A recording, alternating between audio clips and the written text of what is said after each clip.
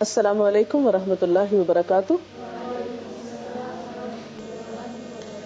نحمده ونصلي على رسوله الكريم.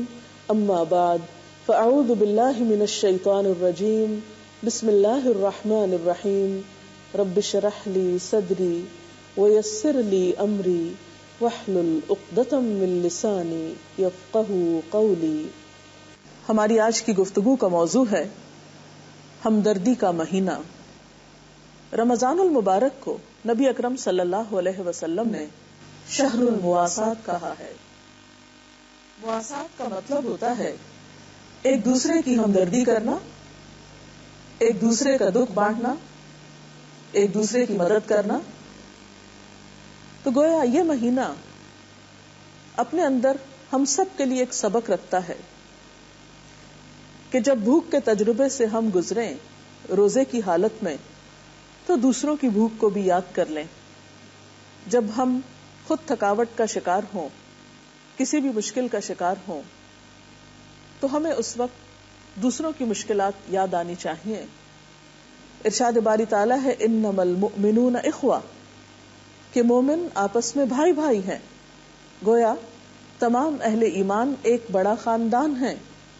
قرآن پاک میں ایک اور جگہ اہل ایمان کی صفت یہ بتائی گئی ہے وَيُؤْثِرُونَ عَلَىٰ أَنفُسِهِمْ وَلَوْ كَانَ بِهِمْ خَصَاصَةٌ، وہ اپنے نفسوں پر دوسروں کو ترجیح دیتے ہیں خواہ وہ خود بھوکے ہی کیوں نہ ہو.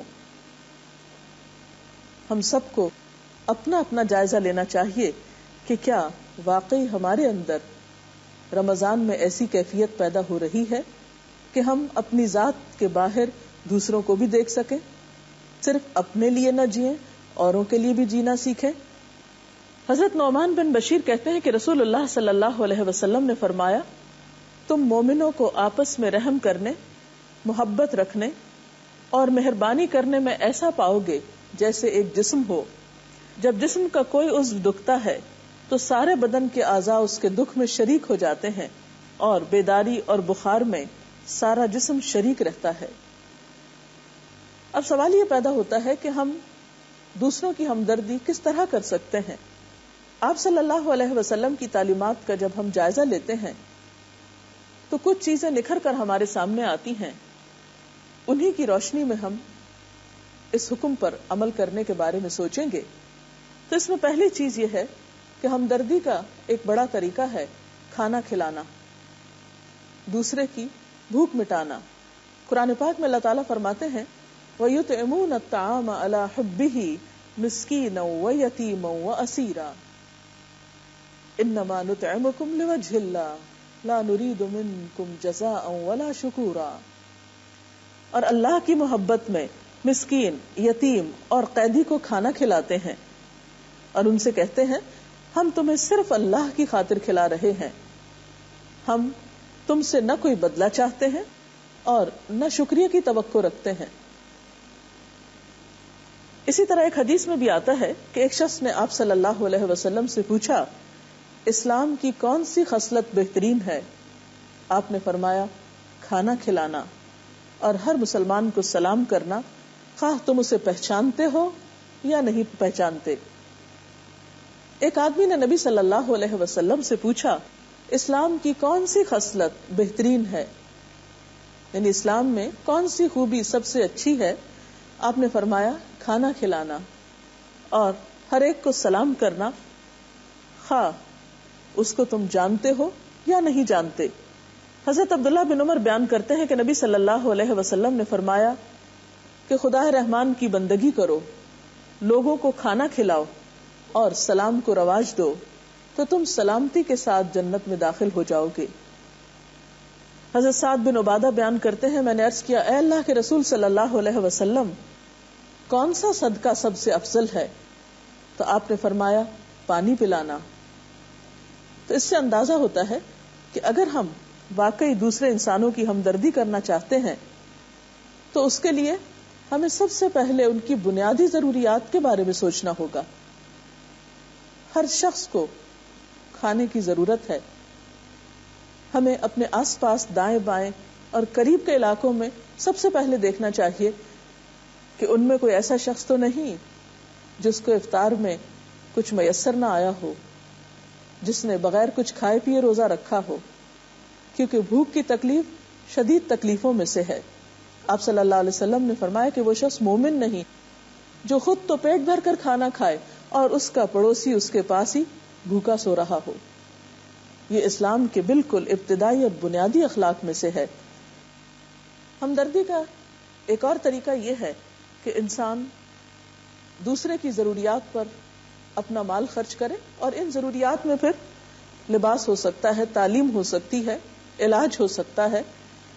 ہر شخص شعور رکھتا ہے، آنکھیں رکھتا ہے، اسے دیکھنا چاہیے کہ اس کے آس پاس کے لوگ کس چیز کے ضرورت مند ہیں، اور جہاں جو چیز ہو اس کے مطابق خرچ کرنا بہترین ہمدردی ہے۔ ہمدردی کا ایک اور طریقہ ہے کسی حقدار کو اس کا حق دلانا۔ ہمارے معاشرے میں بہت سے ایسے لوگ ہو سکتے ہیں جو اپنے بنیادی حقوق سے بھی محروم ہوں۔ اگر ہم کسی بھی طور پر ان کی کوئی مدد کر سکتے ہوں، ایسا کرنا بھی ہمدردی اور غمخواری کرنا ہے۔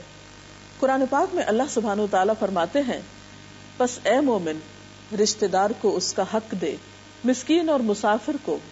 یہ طریقہ بہتر ہے ان لوگوں کے لیے جو اللہ کی رضا چاہتے ہیں اور وہی فلاح پانے والے ہیں، یعنی کامیابی کا انحصار اسی پر ہے۔ حضرت ابو ہریرہ کہتے ہیں کہ نبی صلی اللہ علیہ وسلم نے فرمایا، بیوہ عورت اور مسکین کی خبر گیری کرنے والا اللہ کی راہ میں بھاگ دوڑ کرنے والے کی طرح ہے۔ آپ نے یہ بھی فرمایا کہ بیوہ اور مسکین کی خبر گیری کرنے والا اس شب بیدار کی طرح ہے، یعنی رات بھر جاگنے والے کی طرح ہے جو عبادت میں سستی نہیں کرتا، اور اس روزہ دار کی طرح ہے جو دن کو افطار نہیں کرتا، یعنی اتنی بڑی نیکی ہے۔ ایک اور حدیث میں حضرت ایاز فرماتے ہیں کہ آپ صلی اللہ علیہ وسلم نے فرمایا، 3 قسم کے آدمی جنتی ہیں۔ نمبر 1 وہ حاکم جو عدل و انصاف کرنے والا اور احسان کرنے والا ہو اور اس کو بھلائیوں اور نیکیوں کی توفیق دی گئی ہو۔ دوسرے وہ شخص جو مہربان ہو اور رشتہ داروں اور مسلمانوں کے لیے رقیق القلب ہو، یعنی اس کا دل نرم ہو دوسرے انسانوں کے لیے۔ تیسرے وہ شخص جو حرام چیزوں سے بچنے والا ہو، سوال سے پرہیز کرنے والا ہو اور اہل و عیال کے بارے میں اللہ پر بھروسہ کرنے والا ہو۔ اسلام نے یتیموں کے حقوق کے بارے میں بھی بہت تاکید کی ہے۔